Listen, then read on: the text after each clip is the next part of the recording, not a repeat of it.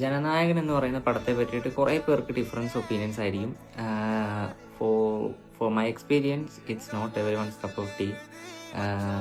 നിങ്ങളൊരു തളപതി പടം, ഒരു വിജയ് പടം ഇഷ്ടപ്പെടുന്ന ഒരാൾ, പുള്ളിയുടെ സ്വാഗ്, സ്ക്രീൻ പ്രസൻസ്, പിന്നെ പുള്ളിയുടെ ആയിട്ടുള്ള സ്റ്റൈൽസും കാര്യങ്ങളൊക്കെ ഇഷ്ടപ്പെടുന്ന ആളാണെങ്കിൽ നിങ്ങൾക്ക് എന്തായാലും ഈ പടം ഇഷ്ടപ്പെടും.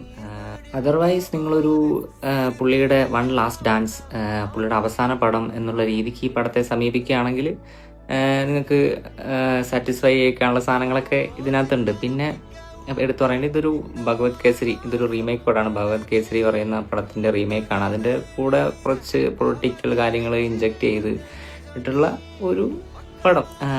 പിന്നെ എടുത്തു പറയേണ്ട ഒരു കാര്യം എന്താ വെച്ച് കഴിഞ്ഞാൽ, ഇതിനകത്ത് പുള്ളിയുടെ ഒരു കോൺഫിഡൻസ് നമുക്ക് ഫീൽ ചെയ്യും. കാരണം ഈ പടം ഇലക്ഷന് മുമ്പ് ഇറക്കാൻ വെച്ചിരുന്ന പടം,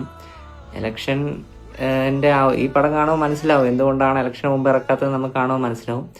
അങ്ങനെ ഇരുന്ന ഒരു പടം ഇലക്ഷൻ കഴിഞ്ഞിട്ട് ഇറക്കി. പുള്ളി ഇലക്ഷന് വിജയിച്ച് ഈ പടം ഇറക്കിയിട്ട് പുള്ളി ഈ പറയുന്ന കാര്യങ്ങളൊക്കെ കേൾക്കാൻ നല്ല രസമാണ്.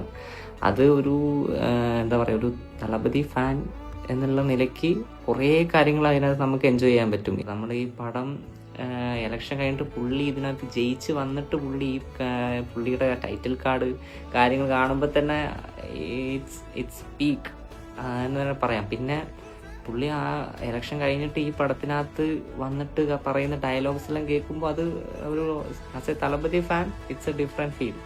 സോ ഫൈനലി എന്നെ പോലെയുള്ള തളപതി ഫാൻസിൻ്റെ ഒരുപാട് പേരുടെ one of the most childhood part is എൻ്റെ ഇയർ.